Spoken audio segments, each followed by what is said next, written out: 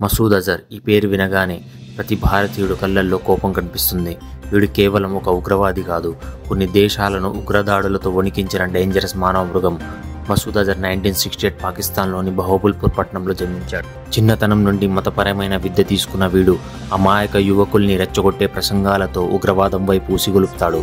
కానీ ఇస్లాం ధర్మంలో శాంతి సహనమే మూలంగా ఉంటాయి. మసూద్ అజర్ ఆ మార్గాన్ని పూర్తిగా విమర్శించి ఇస్లామిక్ సిద్ధాంతాలను తప్పుగా అర్థం చేసుకుని విధ్వంస మార్గాన్ని ఎంచుకున్నాడు. ఇది కేవలం మతానికే కాదు, మానవత్వానికి కూడా వ్యతిరేకం. వీడు పూర్తి టెర్రరిస్ట్గా మారకముందే అతడి వ్యవహార శైలిని గమనించిన ఇస్లామిక్ పెద్దలు ఇతన్ని బహిష్కరించారు. ఆ వెంటనే తన లక్ష్యాలకు అడ్డుగా ఉన్న అప్రముఖ ఇస్లామిక్ స్కాలర్స్ నలుగురిని అత్యంత కిరాతకంగా చంపించేశాడు. ఆనాటి నుంచి మసూద్ అజర్ పేరు కరాచీ వీధుల్లో మారుమోగింది.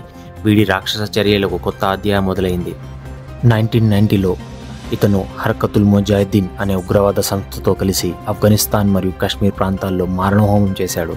భారత ప్రభుత్వం వీడిని 1994 కాశ్మీర్లోని శ్రీనగర్లో అరెస్ట్ చేసి 6 ఏళ్ల పాటు భారత జైల్లో ఉంచింది. బహుశా ఇండియా చేసిన పొరపాటు అదేనేమో. వాడు కనిపించిన వెంటనే కుక్కను కాల్చినట్టు కాల్చి చంపకుండా జైల్లో ఉంచారు. అయితే 1999లో ఇండియన్ ఎయిర్లైన్స్ IC-814 విమానాన్ని ఉగ్రవాదులు హైజాక్ చేశారు. ఆ విమానాన్ని కాందార్కు తీసుకెళ్లి మసూద్ అజర్తో పాటు మరో 2 ఉగ్రవాదులను విడుదల చేయాలని డిమాండ్ చేశారు.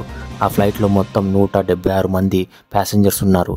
ఆనాటి భారత ప్రధాని అటల్ బిహారీ వాజ్పేయి గారికి సమయం ఇవ్వకుండా ఆ ఫ్లైట్ ప్రయాణికుడైన రవీందర్ని హైజాకర్లు చంపేసి ఫ్లైట్ బయట విసిరేశారు. అలా 10 నిమిషాలకు శవం బయటికి విసిరేస్తామని వార్నింగ్ ఇచ్చారు. దీంతో గత్యంతరం లేకుండా భారత ప్రభుత్వం ఒత్తిడికి లోనై మసూద్ అజర్తో పాటు మిగతా 2 టెర్రరిస్టులను విడుదల చేయాల్సి వచ్చింది. విడుదలైన తర్వాత మసూద్ అజర్ జైష్ మొహమ్మద్ అనే ఉగ్రవాద సంస్థను స్థాపించాడు. ఆ సంస్థ 2001లో భారత పార్లమెంట్పై, 2016లో పఠాన్కోట్ ఎయిర్బేస్పై మరియు 2019 పుల్వామాలో 40 మంది ఇండియన్ ఆర్మీ జవాన్లపై ఆత్మాహుతి దాడులు చేసింది. ఈ దాడుల నేపథ్యంలో వీడిని వెంటనే గ్లోబల్ టెర్రరిస్ట్గా గుర్తించాలని భారత్ అంతర్జాతీయంగా నినాదం తీసింది. చివరికి 2019లో యునైటెడ్ నేషన్ వీడిని ప్రపంచ ఉగ్రవాదిగా ప్రకటించింది. ప్రస్తుతానికి వీడు పాకిస్తాన్లోనే ఉన్నాడనే సంగతి యావత్ ప్రపంచానికి తెలుసు. కానీ పాకిస్తాన్ ప్రభుత్వం మాత్రం దీన్ని ఎప్పటికీ అంగీకరించదు.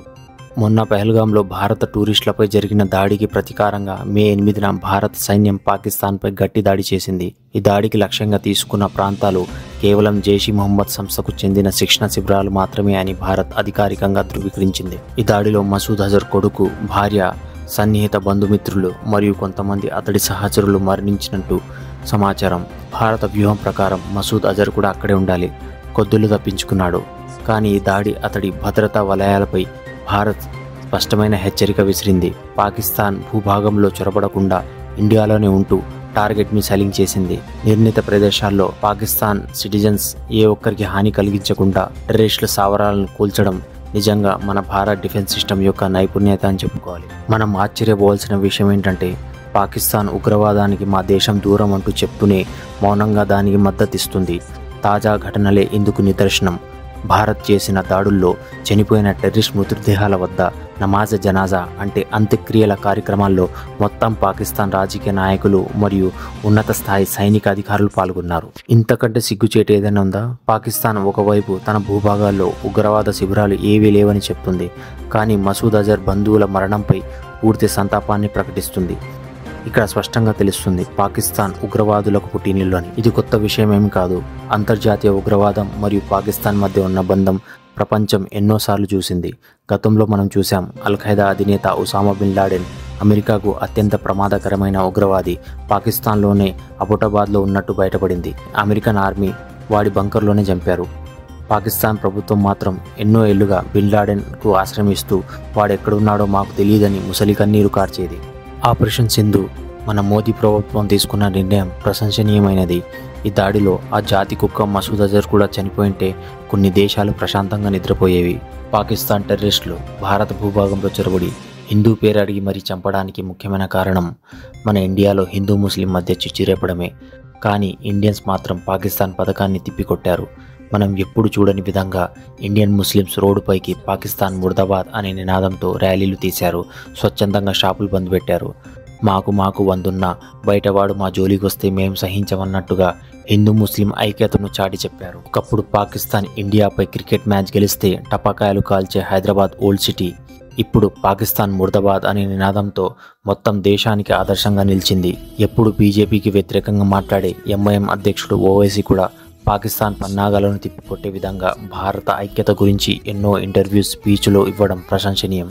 పాకిస్తాన్ ముర్దాబాద్, భారత్ జిందాబాద్, భారత్ జిందాబాద్. ఏదేమైనా మన భారత ఆర్మీ, నేవీ మరియు ఎయిర్ ఫోర్స్ పట్ల ప్రతి భారతీయుడు గర్వపడుతున్నాడు. అనవసరంగా మా జోలికి వస్తే వాడి ఇంట్లో దూరి కొడతాం, ఇంటి బయట నుంచి కూడా కొడతాం అని నిరూపించింది. తమకు తాము మేమొక న్యూక్లియర్ స్టేట్ అని చెప్పుకొని తిరిగే పాకిస్తాన్కు ఆపరేషన్ సింధు రూపంలో బలమైన చెప్పు దెబ్బ కొట్టి ఇండియా పవర్ ఏంటో తెలియజేసింది. జై భారత్, జై హింద్. దేశం మనదే, తేజం మనదే, దేశం మనదే, తేజం మనదే.